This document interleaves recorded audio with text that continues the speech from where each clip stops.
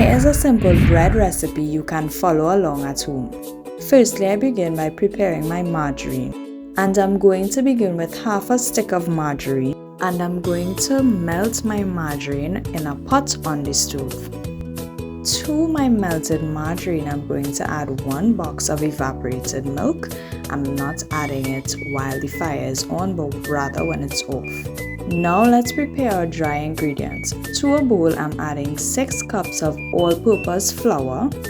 Then I'm going to add 1 teaspoon of salt, 1/4 cup of brown sugar, 1 pack of yeast, and 3 teaspoons of baking powder. Then I'm just going to combine all of my dry ingredients to make sure that they are evenly distributed throughout the flour. Once I'm happy with that, I'm going to then add my melted butter and warm milk to the mixture along with 2 cups of water.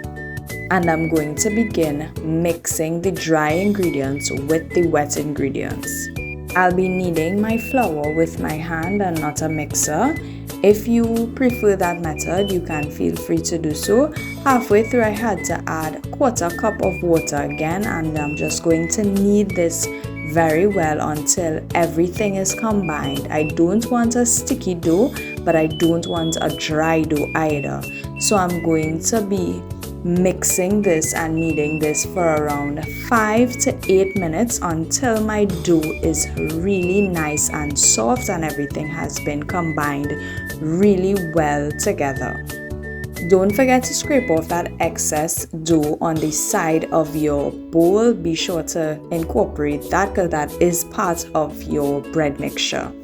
When I'm finished kneading, this is what my dough looks like. Can you see how soft that is? Then we're going to allow our dough to rest in a warm area for 30 to 45 minutes.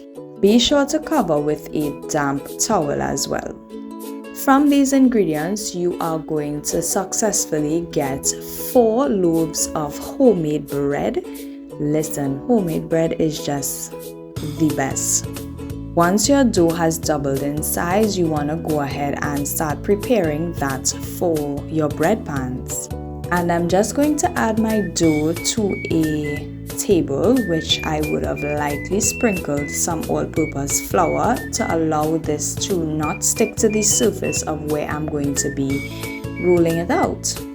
And here I am just cutting my dough into 4 equal parts. If you prefer to be really accurate, you can add a scale and measure each of your dough balls, but I like to eyeball it, and that works best for me. So I'm just going to begin folding my dough and making it into layers before actually going and rolling it out into a flat circle and rolling it up into that bread shape.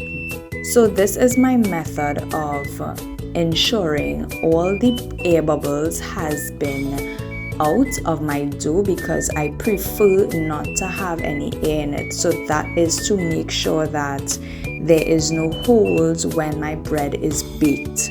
So this is how I roll my bread before putting it into the bread pans.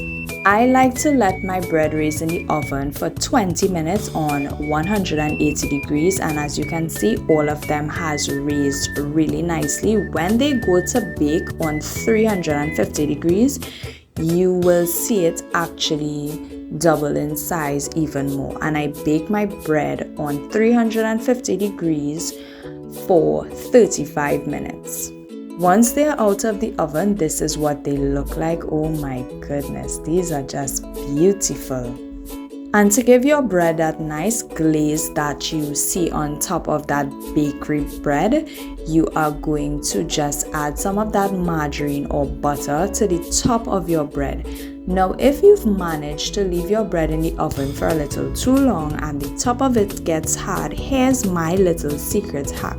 You can simply wet a kitchen towel and place it on top of your bread for around 5 minutes, and the top of it will get back really soft and nice. And I hope you all enjoyed this video, and I hope you all never have to buy bread again, because homemade bread, once you start making it yourself, you will never go back.